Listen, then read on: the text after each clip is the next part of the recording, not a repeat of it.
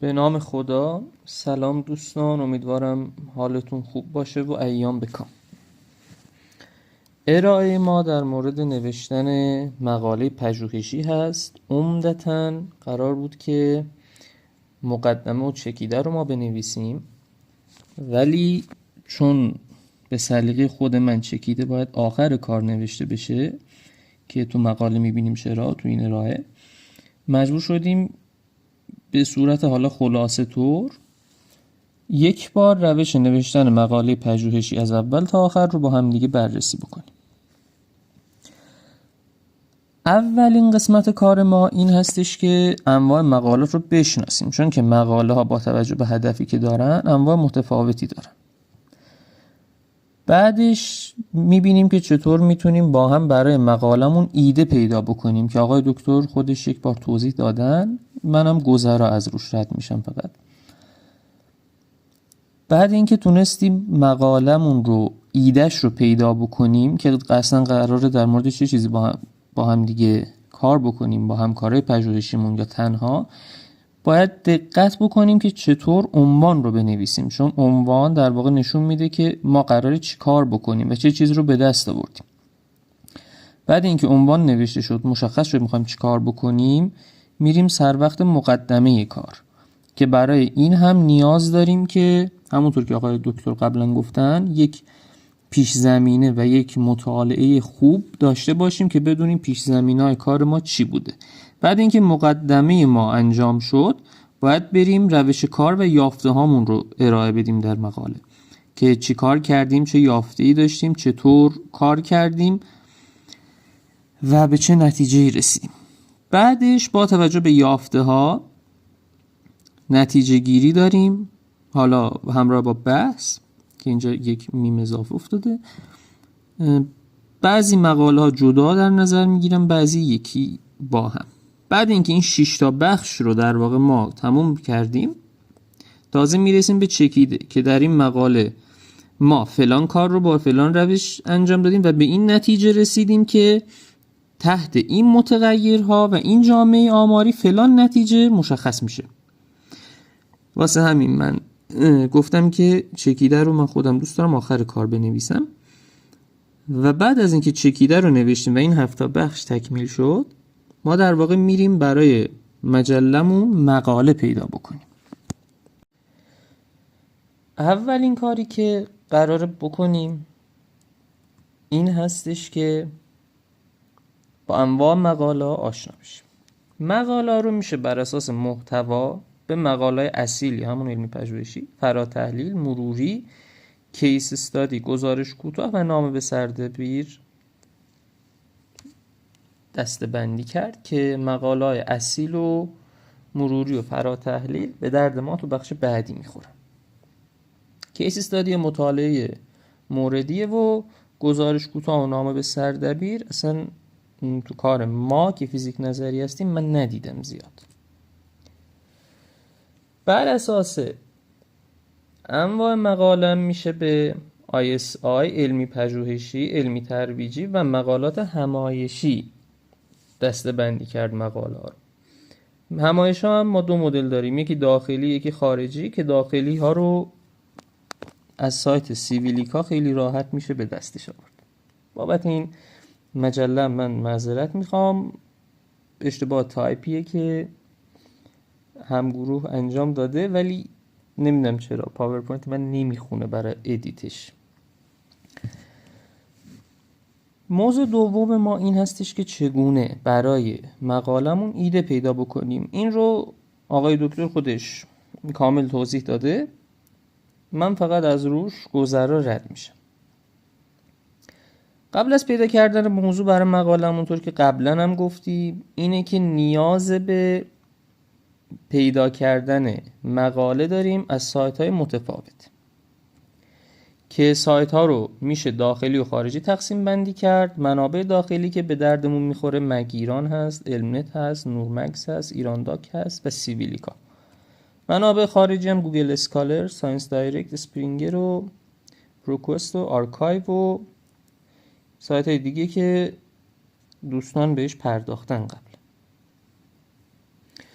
بعد از اینکه ما مقاله ها رو پیدا کردیم، فیلدمون رو مشخص کردیم، دوست داشتیم، باید ببینیم چطور و از کجای مقالات میتونیم که ایده رو پیدا بکنیم.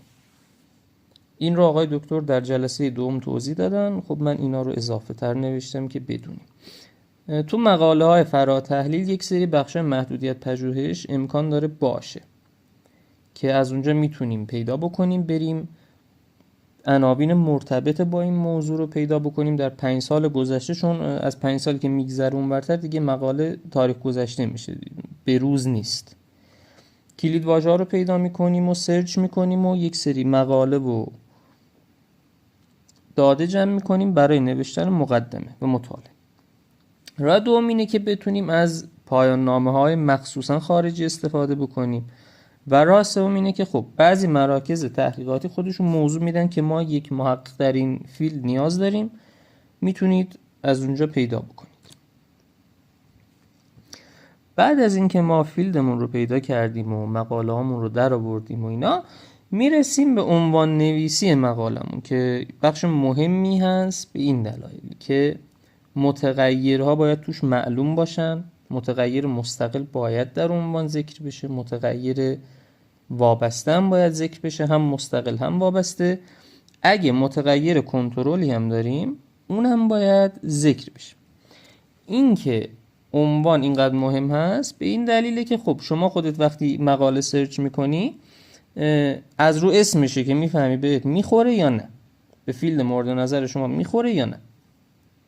به همین علت هم عنوان ما باید بتونه این عناوین رو درش جاگذاری بکنه. مثلا این مسئله فرضی، مقدمه‌ای درباره نوسانات کوانتومی در میدان‌های اسکالر. مشخصه که این مقاله ما به کوانتوم و میدان اسکالر ربط داره، یعنی میتونیم رو بحث مثلا ذرات بنیادی و میدان ازش استفاده بکنیم. نکاتی که نیاز شما در عنوان نویسی رعایت بکنید همونطور که توضیح دادم اینه که خب از عنوان شما به ضرورت پژوهش شما پی برده میشه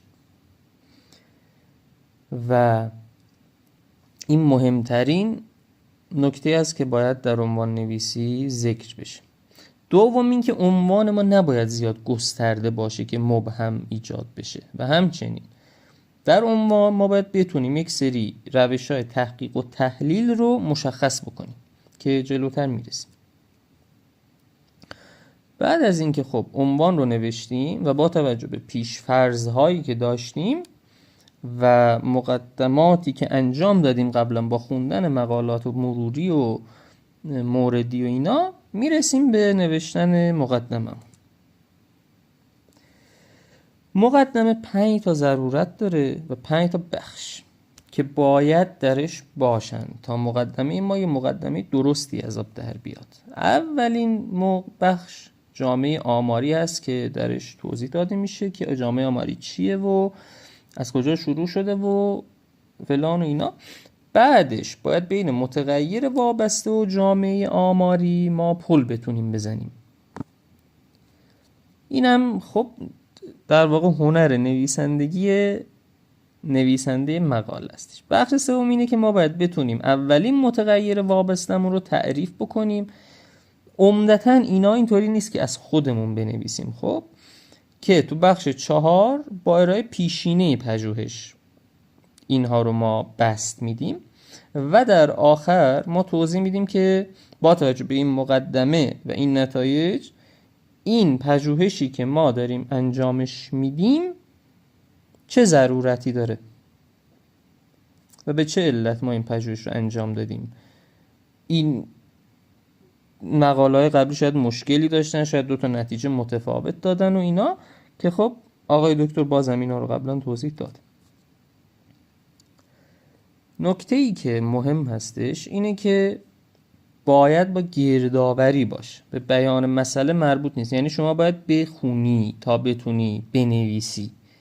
این بخش اینطوریه که رو منبع‌ها بیشتر مانور میده تا خود پژوهش. بخش بعدی که هستش روش کار و یافته ها، ما اینجا میایم توضیح میدیم که اصلا چی کار کردیم، روش کار ما چطور بوده و چه چیزی رو پیدا کردیم. توی روش تحقیق و یافته ها ما باید یک طوری داده بدیم که قابل قبول و قابل تکرار باشه. یعنی اگه یک انسان دیگه‌ای بیاد و بخواد تحقیق ما رو دوباره با همین روش انجام بده، باید به نتیجه‌ای که ما رسیدیم برسیم. روش کار چند تا بخش داره که ما باید اونها رو در قسمت روش کار توضیح بدیم.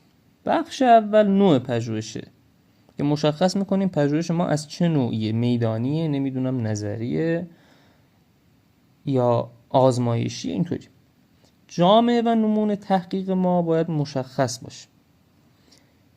بعدش ابزارهای گردآوری داده رو داریم که ما چطوری این داده رو و با چه ابزاری اصلا گرد آوردیم. پرسشنامه بوده، نمیدونم آزمایش بوده، کدوم نرم افزار برنامه نویسی بوده و یک سری حالا ابزاری که خب من نمیدونم، رشته ما چون نظریه زیاد آزمایش و اینا نداریم، بیشتر تئوری هستش. 4 روش‌های گردآوری داده که خب معمولا برای روانشناسی ها و اینا میره سر وقت بالینی، اینا برای ما بیشتر نظری و نمیدونم آزمایشی و اینا هستش. بخش بعدی اینه که داده هایی که داریم رو چطوری تحلیل میکنیم و این داده هایی که ما تحلیل میکنیم چقدر اعتبار دارن. یک مثالی که میتونیم تو همون عنوان کذایی فرضی بزنیم اینه، خب نوع پژوهشی که ما داریم نظری و تحلیلیه.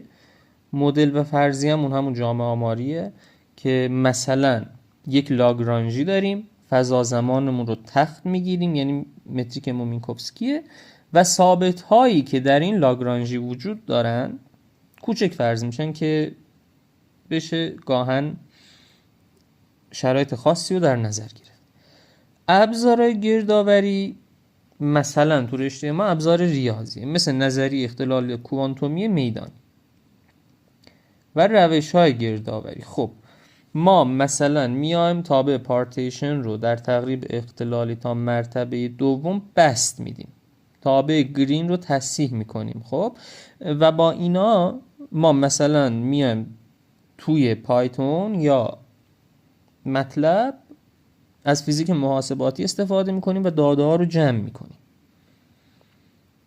وقتی داده ها رو جمع میکنیم مثلا با پایتون و متماتیکا و یا مطلب، میایم این نمودارهایی که با این داده ها داریم رو رسم میکنیم، چون فیزیک محاسباتی آخرش اینه که ما بتونیم یک نموداری رسم بکنیم که یک فیزیکی پشتش باشه.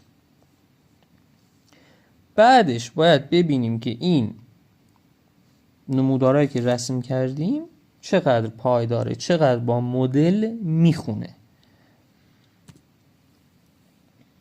بعد اینکه اینا رو انجام دادیم به مبحث بحث و نتیجه گیری میرسیم که اینجا یافته ها و داده هامون رو تفسیر میکنیم. اون نمودارهایی که هستن گفتم اعتبار و پایه فلان، اینا اینجا بررسی میشه.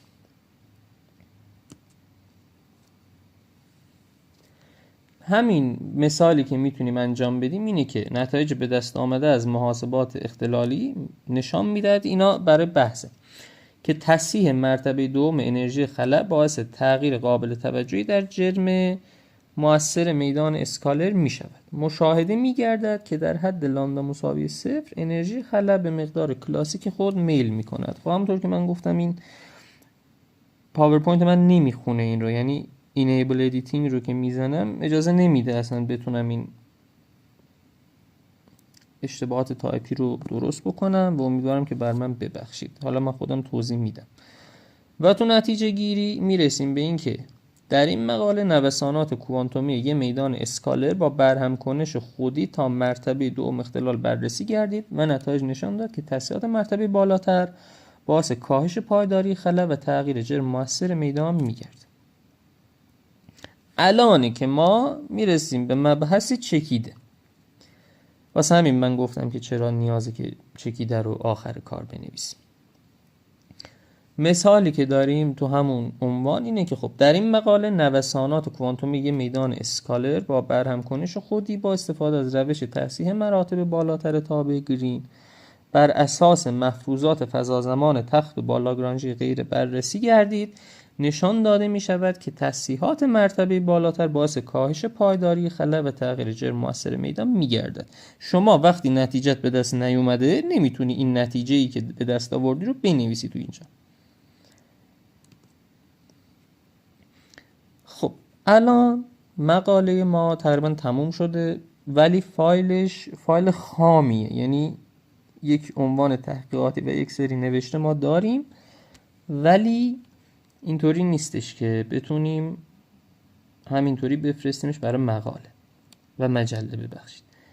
پس باید یک سری اصلاحاتی انجام بدیم برای اینکه مقالمون بتونه بره برای چاپ که همش تو این اصلاحات بعدی با هم دیگه صحبت میکنیم راجع بهش. همونطور که گفتیم خب مجله داخلی خارجی داریم و از کجا اصلا مجله پیدا بکنیم. یه راه ساده‌ای که هست اینه که خب شما بتونید برید سایت مجلاتی که رفرنس های مقالتون از اونجاست. وقتی این پیشنهاد رو میدید و رفرنس شما در اون سایت و اون مجله چاپ شده، احتمال اینکه مجله شما در اون مقاله شما در اون مجله چاپ بشه بیشتر هستش. یعنی اینکه شما بری سایتی که از قبلا ازش مقاله چاپ شده مقاله برداری بدی دوباره چاپ بکنم برات از اون مجله، احتمالش بالاست.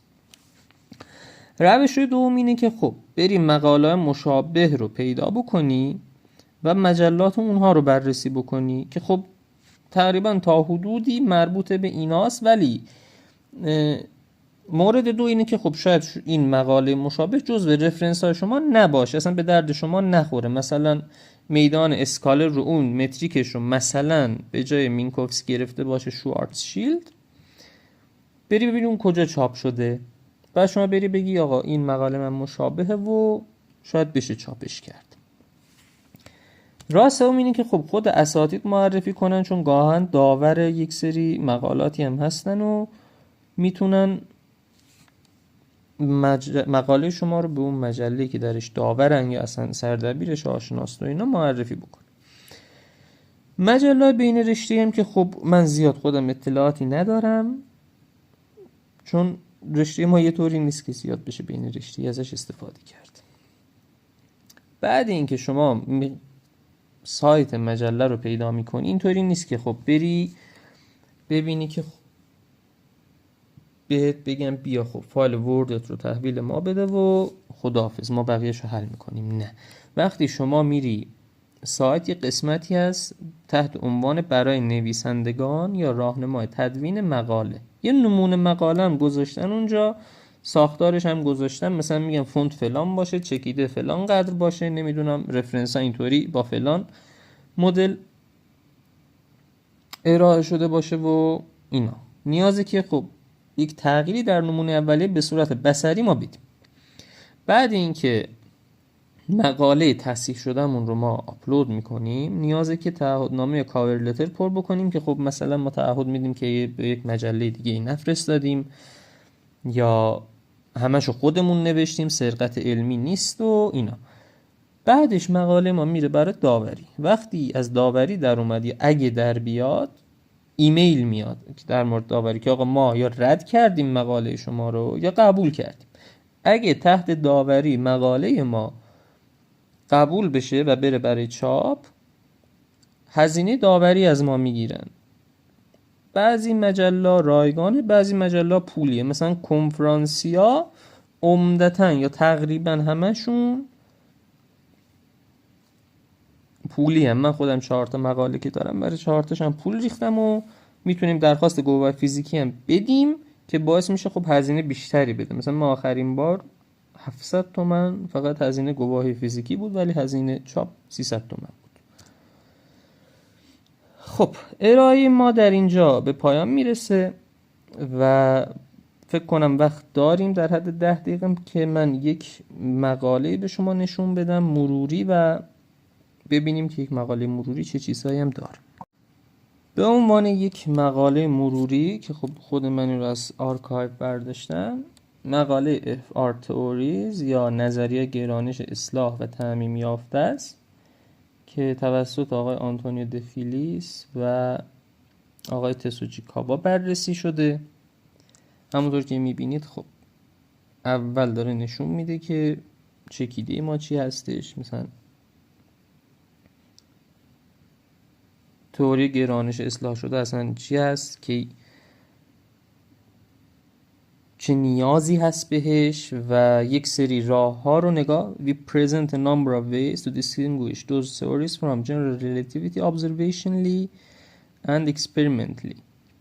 We also discuss the extension of other modified gravity theories such as Brand-Stick theory and Gauss-Bondt gravity and address model that can satisfy both cosmological and local gravity constraints. خب اینو اگه نخونی یا اگه آقای تسوجی کاوا انجام نمیداد نمیتونست این رو بیاد اینجا توضیح بده. خب اینتروداکشن رو همون مقدمه است که همونطور که میبینید توضیح داره میده بر اساس بیشتر رفرنس ها. مثلا general relativity یا نسبیت عام is widely accepted as fundamental theory to describe the geometric properties of space-time. این جمله رو از 225 و 226 برداشته. 225 خب از خود مقاله انیشتینه و 226 هم باز از خود مقاله انیشتین هستش.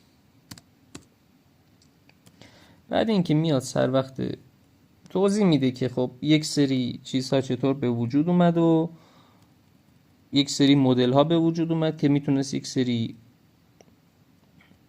پدیده‌های فیزیکی توضیح بده ولی کم داشت. مخصوصا نیاز بود که خب گرانش اصلاح بشه، ثابت کیهانشناسی بیاد درش و بعدم وارد مباحث انرژی تاریک بشیم که بعداً میرسیم همینجا. خب در قسمت اول اومده باز هم با توجه به یک سری رفرنس هایی که داشته معادلات میدان در آورده برای یک مدل از گرانش اصلاح شده. بعدن اومده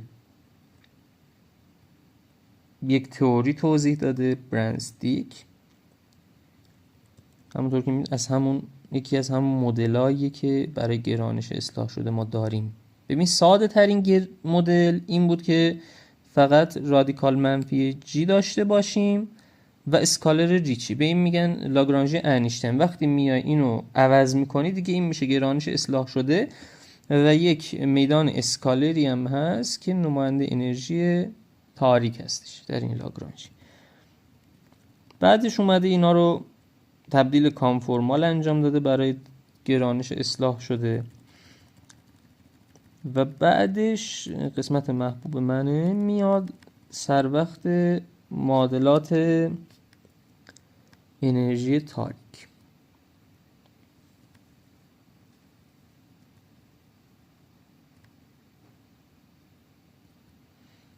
صفحه 21 فکر کنم. آره دارک انرژی. بعد میاد معادلات فریدمن و اینا رو تبدیل میکنه به سیستم‌های دینامیکی و دوباره توضیح میده، چون ما گرانش معمولی هم داریم اینو. بعدم برای تئوری‌های مختلف میشه همین کار رو کرد. ببین این یک مدلی هستش که شما مثلا میتونی به یک مدل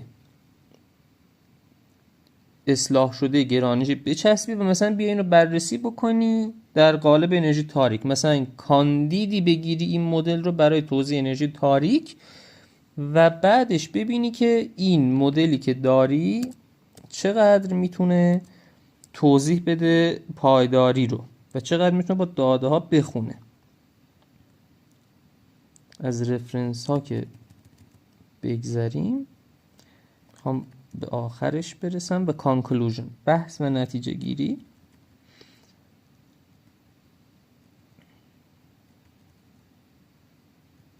و همینجا دیگه تموم میشه و میره سر وقت رفرنس ها. بعضی مقالات هم میتونن درش تشکر و اینا و چیزای دیگه هم داشته باشن که حالا بسته به علاقتون میتونید انجام بدید یا نه، مخصوصا اگه مجله هم اجازه بده.